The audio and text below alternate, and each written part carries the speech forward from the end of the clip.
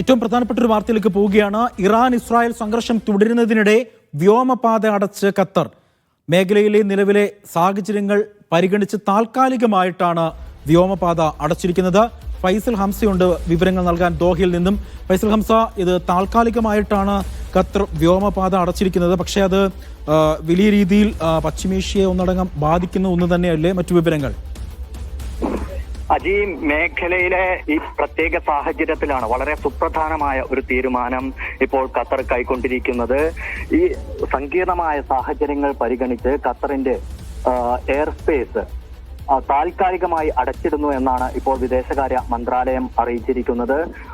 നിലവിലെ സാഹചര്യങ്ങൾ വളരെ സൂക്ഷ്മമായി പരിശോധിച്ചു കൊണ്ടിരിക്കുകയാണ് എന്നും ഖത്തറിലെ പൗരന്മാരുടെയും അതോടൊപ്പം തന്നെ സന്ദർശകരുടെയും താമസക്കാരുടെയും എല്ലാം സുരക്ഷ കണക്കിലെടുത്ത് ഇത്തരമൊരു തീരുമാനം, ഒരു താൽക്കാലികമായി എയർ സ്പേസ് അടച്ചിടുകയും വ്യോമ ഗതാഗതം പൂർണ്ണമായി നിർത്തലാക്കുകയും ചെയ്യുന്ന ഒരു തീരുമാനം എടുക്കുകയുമാണ് എന്നാണ് ഇപ്പോൾ വിദേശകാര്യ മന്ത്രാലയം അറിയിച്ചിരിക്കുന്നത്. നിലവിലെ സാഹചര്യങ്ങൾ സൂക്ഷ്മമായി പരിശോധിക്കുന്നുണ്ടെന്നും താമസക്കാരും അതോടൊപ്പം തന്നെ പൗരന്മാരുമെല്ലാം ഒഫീഷ്യൽ സോഴ്സിൽ നിന്നുള്ള വിവരങ്ങൾ മാത്രം ഉൾക്കൊള്ളണമെന്നും അതിനെ മാത്രം പിന്തുടരണമെന്നും വിദേശകാര്യ മന്ത്രാലയം അറിയിച്ചിട്ടുണ്ട്.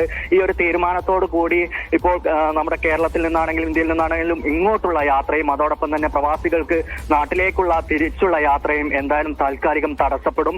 ഇന്നു മുതൽ വിമാനങ്ങളൊന്നും ഖത്തറിൽ നിന്നും പറക്കില്ല. എന്നാൽ ഇത് എത്ര ദിവസത്തേക്കാണ്, എത്ര സമയത്തേക്കാണ് എന്നുള്ള ഒരു കാര്യമൊന്നും എന്തായാലും ഖത്തർ ഇതുവരെ വ്യക്തമാക്കിയിട്ടില്ല. താൽക്കാലികമായി അടച്ചിടുന്നു എന്നുള്ള ഒരു കാര്യം മാത്രമാണ് അറിയിച്ചിട്ടുള്ളത്. നമുക്കറിയാം, ഇറാൻ ഇസ്രായേൽ സംഘർഷത്തിൽ അമേരിക്ക കൂടി ഇടപെട്ടതോടുകൂടി, ഇറാന്റെ ആണവ മേഖലയിൽ അമേരിക്ക ആക്രമണം നടത്തിയതോടുകൂടി വലിയ രീതിയിലുള്ള അതിസങ്കീർണതമായ സാഹചര്യം ഈ മേഖലയിൽ ഉടലെടുത്തിട്ടുണ്ട്.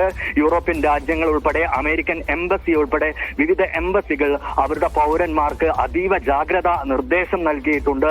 ഖത്തറിലുള്ള പൗരന്മാർക്ക് ഉൾപ്പെടെ ഈ ഒരു സാഹചര്യം എല്ലാം കണക്കിലെടുത്തുകൊണ്ടാണ് ഇത്തരമൊരു വ്യോമപാത അടച്ചിടുന്നതിലേക്ക് ഖത്തർ എത്തിയിട്ടുള്ളത് എന്നാണ് അറിയാൻ സാധിക്കുന്നത്. പക്ഷേ അല്പസമയം മുമ്പ് ഖത്തർ വിദേശകാര്യ മന്ത്രാലയ വക്താവ് അറിയിച്ചത് അതീവ സുരക്ഷാ പ്രശ്നങ്ങളൊന്നും ഖത്തറിലില്ല, പക്ഷേ ഒരു പ്രിക്കോഷണറി മെഷർ എന്നുള്ള നിലയിൽ മാത്രമാണ് കാര്യങ്ങളെ കാണുന്നത് എന്നുള്ള രീതിയിലാണ്.